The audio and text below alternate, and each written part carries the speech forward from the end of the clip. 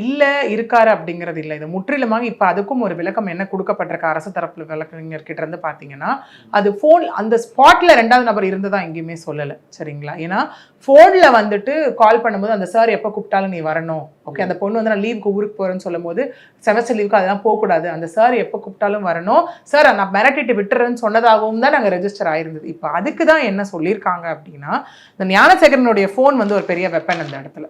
சரிங்களா? அந்த ஃபோன் வந்து பறிமுதல் பண்ணப்பட்டு அதுல இருந்து தான் அந்த வீடியோஸ் சைபர் ஃபாரன்சிக் மூலிமா ரெட்ராய் பண்ணப்பட்டிருக்கு. 1.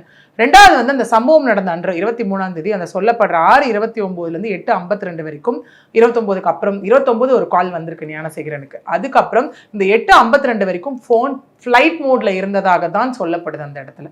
ஓகே, இதனுடைய தொடர்ச்சியாக என்ன சொல்லப்படுதுன்னா, ஃப்ளைட் மோட்ல இருந்த ஒரு விஷயம், இதுக்கு வந்து ஒரு எக்ஸ்பர்ட் விட்னஸாக வந்து அந்த ஏர்டெல் ப்ரொவைடரோட நோடல் ஆஃபீஸர் இருக்காரு இல்லையா, அவரே வந்து ஒரு விட்னஸாகவும் இங்கே கொடுத்துருக்காரு.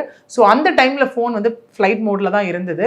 ஞானசேகரன் அந்த பாதிக்கப்பட்ட பெண்ணை வந்து பயம்படுத்துவதற்காக மட்டுமே அந்த சார்ன்ற ஒரு வார்த்தையை யூஸ் பண்ணதாகவும் இந்த இடத்துல இருக்கு.